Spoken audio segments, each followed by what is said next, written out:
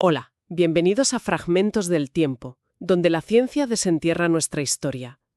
Hoy nos sumergimos en unas fuentes que describen un lugar, realmente fascinante, la fortaleza dels Villars de Arbeca, en Lleida. Tenemos delante extractos de investigaciones arqueológicas, décadas de trabajo, que nos cuentan la historia de un enclave ibérico excepcional, casi diría enigmático. Exacto. Un lugar que existió durante casi medio milenio. Nuestra misión hoy, si os parece, es descubrir qué la hizo tan especial. Las fuentes insisten, insólita, excepcional. ¿Por qué? Vamos a explorar sus defensas, que parecen casi obsesivas, la vida de su gente durante, ¿cuánto? Unas 15 generaciones, y los misterios que aún quedan, incluyendo ese final tan sorprendente. Sí, el final da que pensar. Las fuentes son muy detalladas, como decía, fruto de excavaciones e investigación de la Universidad de Lleida. Así que, vamos a ir al grano. ¿Qué hace única a esta fortaleza? ¿Qué es lo primero que salta a la vista en estos estudios? Pues mira, sin ninguna duda lo primero es su desmesurado sistema defensivo. Es que las investigaciones calculan que casi el 90% del espacio construido dentro del recinto se dedicaba de una forma u otra a la defensa. ¿El 90%? Sí, hablamos de murallas imponentes, torres, fosos muy complejos, incluso un campo de piedras hincadas para frenar ataques. Es algo de verdad inaudito. Pero un 90% es una proporción enorme.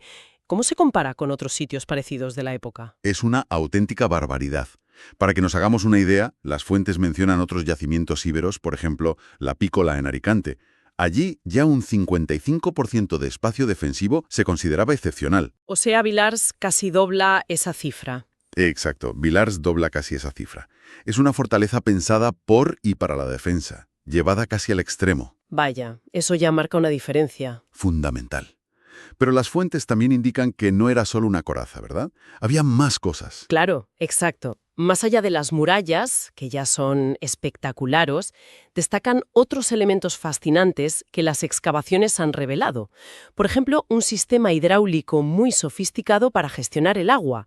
Luego, rituales muy particulares, como el enterramiento deliberado de fetos de caballo bajo las casas, algo que no se ve en otros sitios, y también evidencias muy tempranas, casi pioneras en la península, de metalurgia del hierro y de fabricación local de molinos rotativos. O sea que era un pack completo de singularidades. Sí, un paquete completo, sí. Suena increíble, tanta peculiaridad concentrada en un solo lugar. ¿Y cómo se llegó a descubrir un sitio así? ¿Estaba ahí a la vista o...? Pues fue una mezcla de, diría, casualidad, persistencia y, hay que decirlo, un poco de suerte. La historia oficial, la científica digamos, arranca en 1974. Un vecino de Arbeca, que sabía que por allí había algo, pues llevó una caja de zapatos llena de trozos de cerámica antigua a Émile Junyent, que entonces era profesor de arqueología en Lleida. Ajá. Aunque la gente del lugar ya conocía las ruinas que se veían en superficie, ese fue el pistoletazo de salida para la investigación arqueológica seria. ¿Y qué se encontraron al empezar a excavar? ¿Mucho? ¿Poco? Pues se encontraron con un tele, o sea, un montículo artificial que se forma por la acumulación de ruinas y restos de ocupación durante siglos, lo normal en sitios con mucha historia. Pero lo curioso, y aquí viene la parte de suerte, es que el yacimiento estaba casi arrasado por la agricultura moderna, la intensiva, que había nivelado gran parte del montículo. No me digas. Sí. Lo que se conservó fue una franja muy estrecha de terreno como si fuera un testigo vertical, justo en el límite entre dos fincas agrícolas. Parece que los agricultores, al sacar piedras de sus campos, las iban amontonando justo en esa linde, y eso, irónicamente, ayudó a proteger esa secuencia de capas, la estratigrafía. O sea que casi se pierde por completo. Qué importante fue esa intervención inicial, entonces. Vital, sí.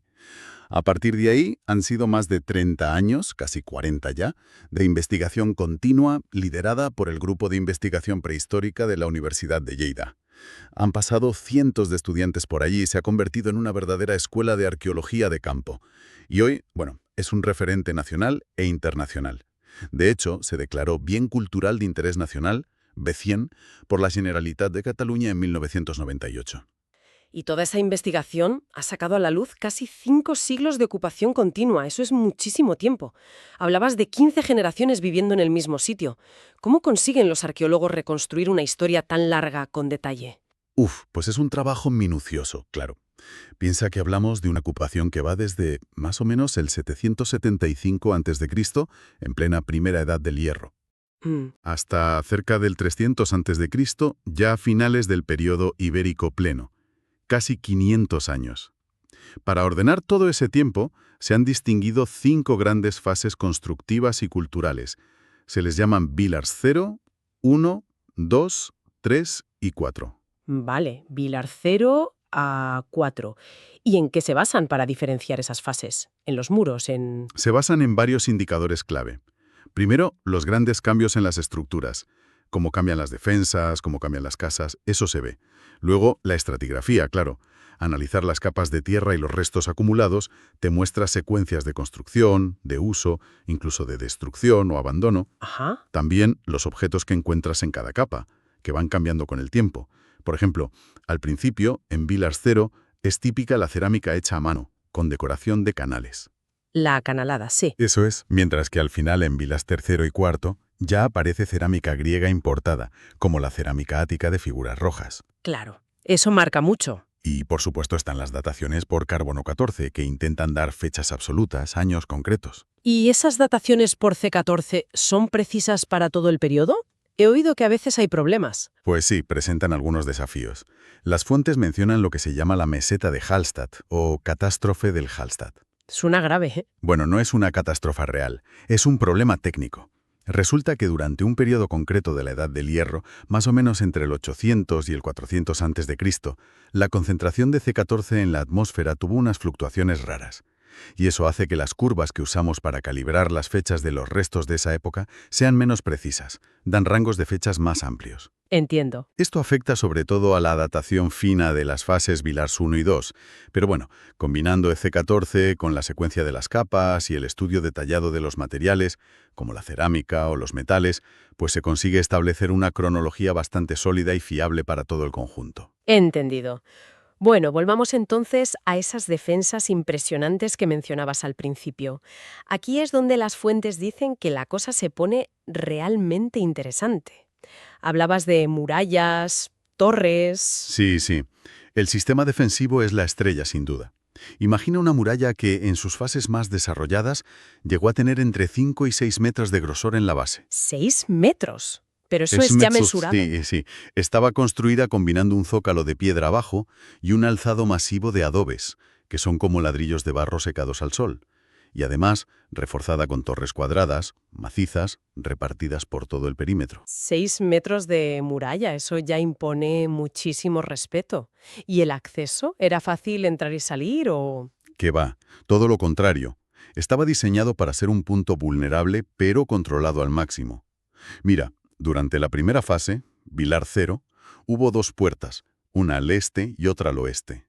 Pero muy pronto, todavía en esa fase inicial, la puerta oeste se tapió. Se cerró para siempre. Parece que decidieron concentrar todo el control en un único punto. ¿Y cuál fue ese punto? ¿La puerta este? No. La cosa evolucionó. Durante la fase Villars II, ya en época ibérica inicial, se abrió una nueva puerta monumental en el lado norte. Y su diseño es espectacularmente defensivo. No era un simple agujero en la muralla, ¿eh?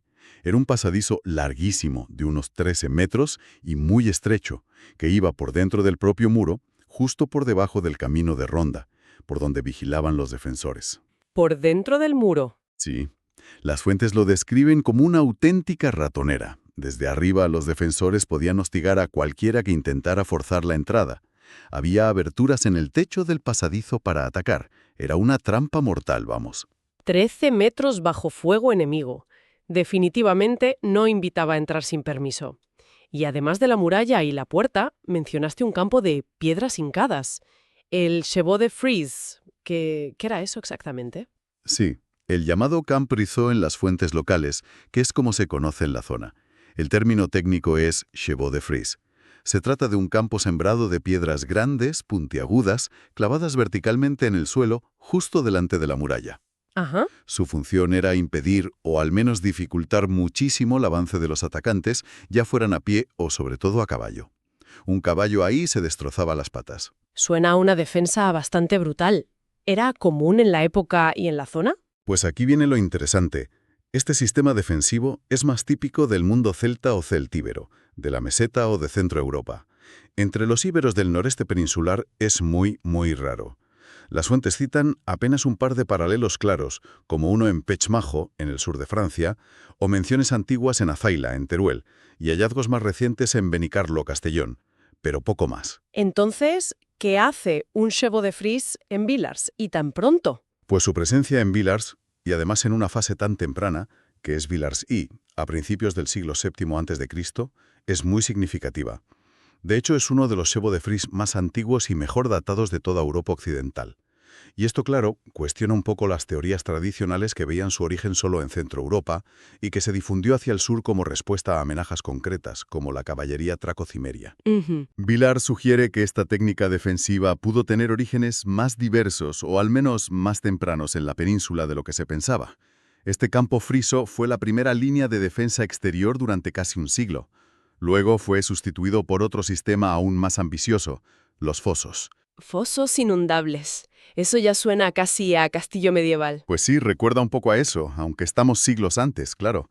Desarrollaron un sistema de fosos muy complejo que también fue evolucionando. En su momento de máxima extensión, ya en el siglo IV a.C., en la fase Villars IV, el foso principal llegó a tener entre 15 y 25 metros de ancho. ¿25 metros de ancho? Sí, una anchura considerable. No era extremadamente profundo, unos 3 metros, que es lo normal en fosos excavados en terreno llano, pero la anchura era tremenda. ¿Y cómo los llenaban de agua? ¿Llevaban cubos? No, eran más listos. Aprovechaban inteligentemente el agua de un torrente cercano, que se llama el Aisharagal. Mediante algún sistema de canales o derivación, conseguían inundar los fosos creando una barrera de agua formidable. Las investigaciones sugieren incluso que en la zona norte, justo delante de la puerta principal, pudo haber un doble foso concéntrico, durante un tiempo. Doble foso inundable. Definitivamente querían ponérselo muy, muy difícil a cualquiera que se acercara. Y no solo eso, para cruzar ese foso frente a la puerta norte, construyeron una rampa de acceso fortificada. Y esta rampa no era solo un puente pasivo, ¿eh? Su diseño permitía a los defensores no solo proteger la entrada, sino también salir y contraatacar si hacía falta. Usaban la propia rampa como una extensión de la fortaleza. Vaya, una defensa activa. Eso sugiere una concepción de la defensa cada vez más activa, no solo esperar detrás del muro. Está claro que el agua parece un elemento absolutamente clave en Villars. No solo para la defensa con los fosos. Supongo que dentro de la fortaleza también sería vital, ¿no? Sobre todo si sufrían un asedio. ¿Cómo gestionaban el suministro de agua potable? Fundamental, como bien dices. De hecho, la propia elección del sitio, al lado del torrente Aisharagal y en una zona de tierras fértiles, ya indica la importancia que le daban al control del agua desde el principio. Y para asegurar el suministro dentro de los muros, sobre todo pensando en posibles asedios que les cortaran el acceso al exterior, construyeron una obra de ingeniería hidráulica impresionante, un gran pozo cisterna excavado dentro del recinto. ¿Un pozo o una cisterna? Has dicho las dos cosas. No era una simple cisterna para recoger agua de lluvia que, era una técnica ya conocida desde la Edad del Bronce y bastante común. Este pozo cisterna, que se construyó en las fases más tardías, Villars III-IV, tenía una doble función. Por un lado sí, podía recoger agua de lluvia, pero su principal fuente de alimentación era la filtración subterránea, desde el foso exterior cuando éste estaba inundado y el nivel del agua subía. O sea, se llenaba desde el foso. Exacto. Actuaba como cisterna y como pozo de absorción del agua del foso. Las fuentes lo describen como una nueva tecnología hidráulica, muy sofisticada para su tiempo. Les garantizaba agua incluso en verano o bajo asedio. ¡Qué astutos! ¿Y esa presencia constante de agua en el fondo tuvo alguna otra consecuencia interesante para vosotros, los arqueólogos? Muchísimo. Ha sido una bendición para la conservación de verdad. El ambiente sin oxígeno anaeróbico del fondo del pozo cisterna ha permitido que se conserven materiales orgánicos que normalmente desaparecen por completo con los siglos. Hemos recuperado maderas trabajadas de roble, pino, olmo, una cantidad enorme de semillas y restos vegetales que nos hablan de su dieta: trigo, cebada, pepitas de uva, bellotas, hojas de encina. Increíble. Incluso excrementos de animales, los coprolitos, que dan información sobre qué animales tenían y qué comían, y objetos tan delicados y personales como un peine de madera de boj perfectamente conservado.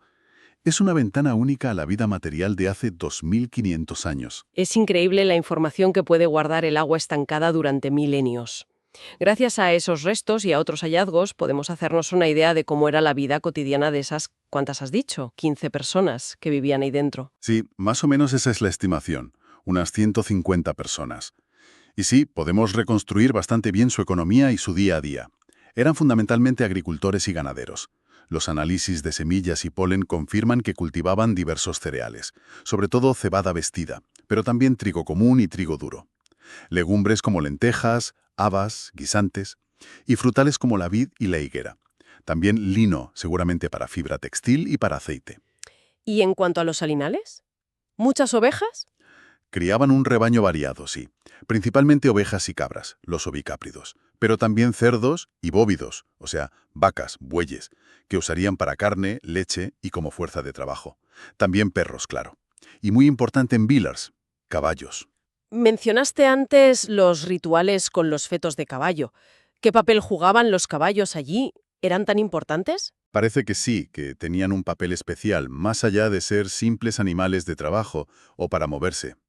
La cría de caballos debió ser una actividad distintiva, quizás ligada al estatus, al prestigio de la élite que mandaba en la fortaleza. La evidencia más llamativa es ese ritual único que comentábamos. El enterramiento deliberado de fetos de caballo, probablemente abortos naturales o crías que morían al nacer, bajo los suelos de arcilla de las casas. Esto se ve sobre todo en la fase Villars II. ¿Y por qué estáis tan seguros de que era un ritual? Pues porque es un tratamiento muy específico que no se le daba a ningún otro animal doméstico. Ni siquiera a los bebés humanos que morían poco después de nacer, los neonatos, cuyos restos también se han encontrado enterrados bajo los suelos de las casas, que es una práctica relativamente común en la prehistoria y la protohistoria. El hecho de seleccionar solo a los caballos no nacidos o recién muertos para este entierro tan particular sugiere un significado simbólico fuerte. Claro. Quizás eran ritos para proteger la fertilidad de las yeguas o la prosperidad de la cabaña caballar, que debía ser una fuente importante de riqueza y poder, militar o social. El significado exacto, bueno, se nos escapa, pero la singularidad del acto es innegable. Muy interesante.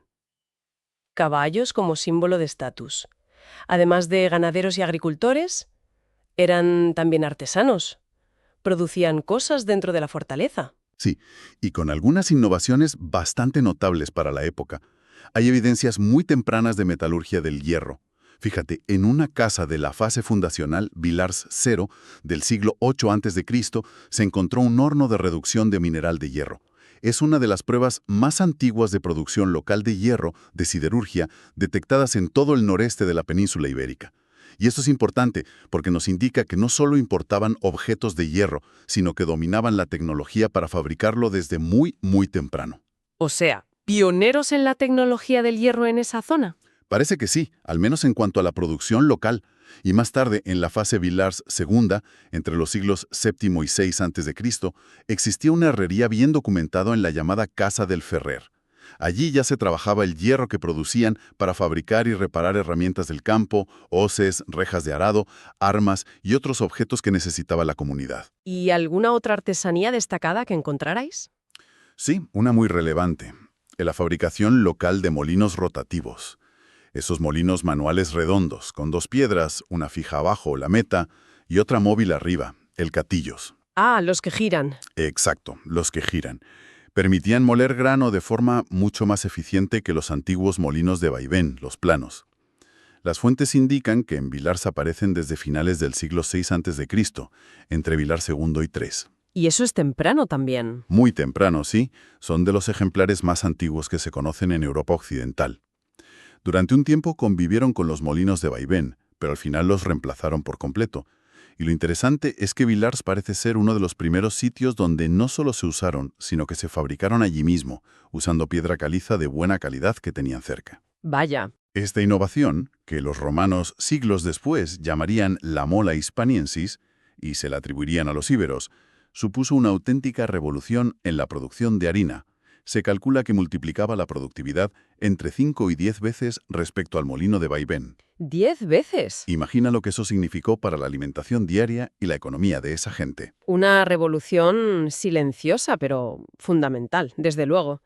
¿Y cómo eran sus casas? ¿Dónde vivían y trabajaban dentro de ese espacio tan limitado por la muralla? Pues las viviendas también evolucionaron, claro, siempre adaptándose a ese corsé que imponían las defensas.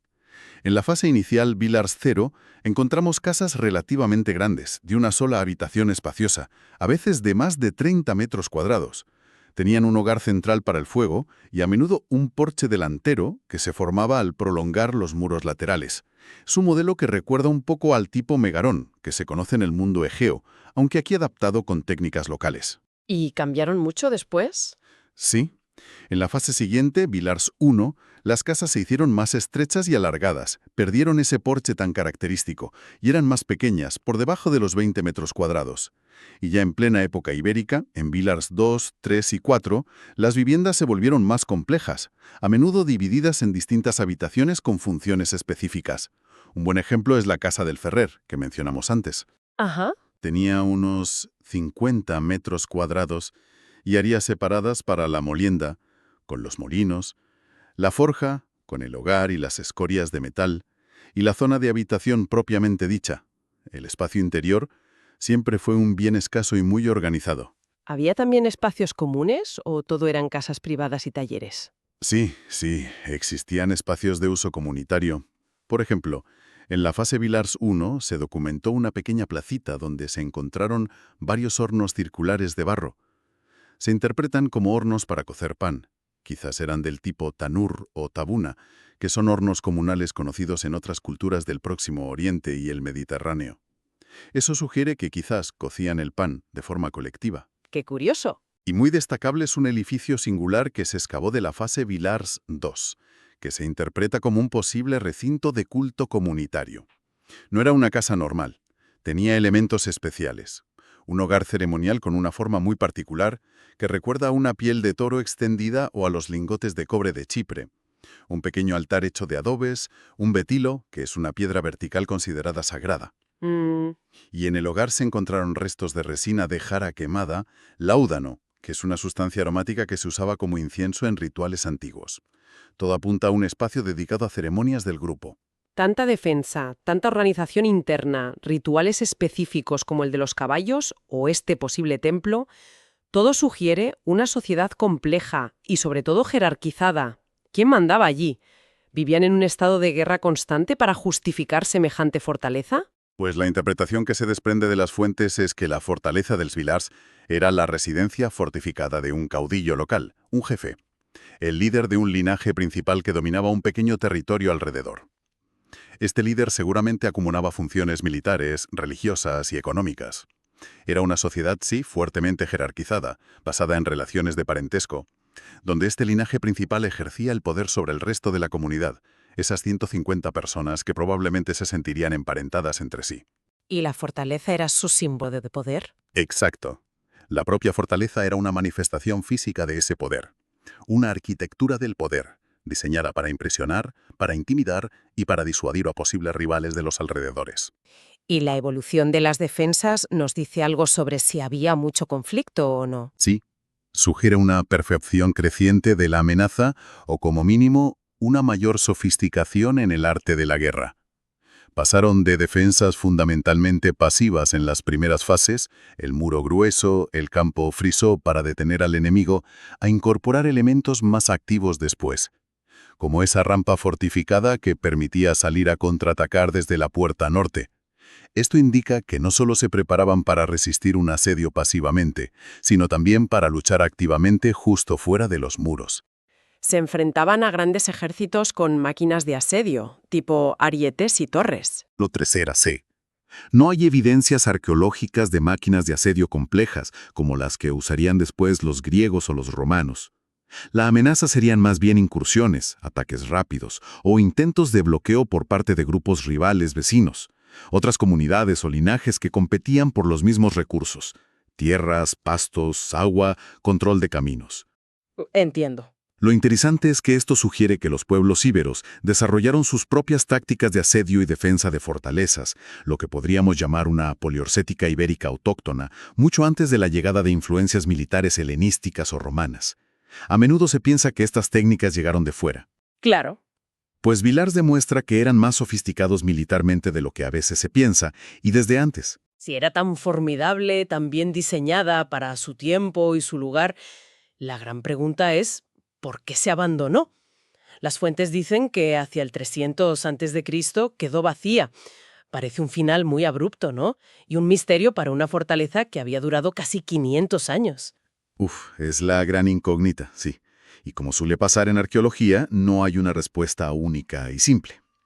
Además, hay que tener en cuenta que los niveles del final, los del momento del abandono, fueron los más afectados por la erosión y la agricultura posterior, así que la información es más fragmentaria. Lo que sí parece claro es que no hubo una destrucción violenta generalizada, no hubo un gran incendio o un asalto final que arrasara el lugar por completo.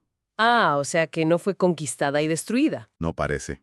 Hay indicios de algún incendio localizado, eso sí. Y sabemos que el pozo cisterna, esa obra tan importante que hemos comentado, se usó como vertedero de basuras justo al final. Y eso sugiere un colapso del sistema de mantenimiento o una decisión de marcharse y dejarlo todo. Entonces, ¿qué teorías manejan las investigaciones? ¿Por qué se fueron? Pues se barajan principalmente dos hipótesis que además no son excluyentes, probablemente se complementan. Una es funcional y la otra es histórico-política. A ver, ¿la funcional? Básicamente, que la fortaleza se quedó pequeña y obsoleta en su propio diseño. El espacio interior útil era de apenas unos 2.000 metros cuadrados, rodeado por esa muralla tan potente, que se mantuvo casi sin cambios en su perímetro desde el principio. Dentro de ese corsé, de esa muralla, ya no había sitio para construir las casas más grandes, más complejas, articuladas en torno a patios, que empezaban a ser la norma en el urbanismo ibérico del siglo III a.C. Claro, las necesidades cambiaban. Exacto. Otros sitios de la época, como el Molí del Espígol en Tornbous, que también está en Lleida, y quizá empezó de forma similar, sí pudieron expandirse. Rompieron sus murallas antiguas y crearon barrios nuevos. Villars, por su propio diseño hiperdefensivo y tan rígido, no pudo adaptarse a esas nuevas necesidades y tendencias. Se quedó literalmente encerrada en sí misma. Entiendo. Su propia fortaleza se convirtió en su límite. Es una buena imagen.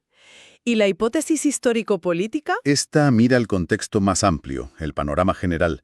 Villars nació y prosperó en un periodo, entre los siglos VIII y VI a.C., caracterizado por la existencia de muchos pequeños territorios controlados por caudillos locales que competían ferozmente entre sí por los recursos y el prestigio. Villars era la sede perfecta para uno de esos linajes dominantes. Pero hacia los siglos IV y III a.C., el panorama político en esa zona del noreste peninsular estaba cambiando. Se estaban consolidando entidades políticas más grandes y complejas, como el Estado ilergueta arcaico. Ah, los silergetes. Eso es. En este nuevo escenario, el poder se concentró en centros urbanos más grandes, mejor comunicados y con capacidad para organizar territorios más amplios, los llamados óppida. Un oppidum ya era una ciudad fortificada protourbana, la capital de un territorio más extenso. Centros como el Molí del Espígol que mencionaba, o quizás Sicarra, la actual Prats de Rei, se convirtieron en los nuevos óppida dominantes de la región. Y en ese nuevo orden, una fortaleza como Villars, que era más pequeña, más aislada, y representaba un modelo de poder anterior y más fragmentado, pues simplemente perdió su función estratégica y política. Se quedó obsoleta políticamente también. Exacto. Sus habitantes, quizá poco a poco o de forma planificada, la abandonaron para integrarse en esas nuevas estructuras políticas y en esos nuevos centros de poder que estaban surgiendo. Había cumplido su ciclo histórico. Así que una combinación de obsolescencia funcional, quedarse pequeña y un cambio político a gran escala. Tiene mucho sentido, la verdad. Sí, parece lo más probable. En definitiva, lo que nos muestran estas fuentes es que la fortaleza de Les Villars es una ventana absolutamente excepcional para entender un periodo crucial de grandes transformaciones en la península ibérica, desde la Edad del Hierro final hasta que se consolida el mundo ibérico. Nos revela la sorprendente sofisticación técnica de esta gente en ingeniería defensiva hidráulica. Nos enseña la complejidad de sus estructuras sociales y sus rituales, como los de los caballos. Y también nos muestra su capacidad de innovación, con esas tempranas adopciones de la metalurgia del hierro y, sobre todo, de los molinos rotativos. Pero al mismo tiempo nos enseña cómo incluso las estructuras más formidables pueden verse superadas por los cambios históricos y sociales. Entonces, resumiendo un poco todo esto, después de analizar toda esta información de las fuentes, quizás la gran paradoja de Villars y la lección que nos deja sea precisamente esa, ¿no? Que su propio diseño inicial tan extraordinariamente potente y definido para su época, esa misma rigidez defensiva que la hizo inexpugnable y exitosa durante casi 5 siglos, fue precisamente lo que, a la larga, impidió que evolucionara y se adaptara.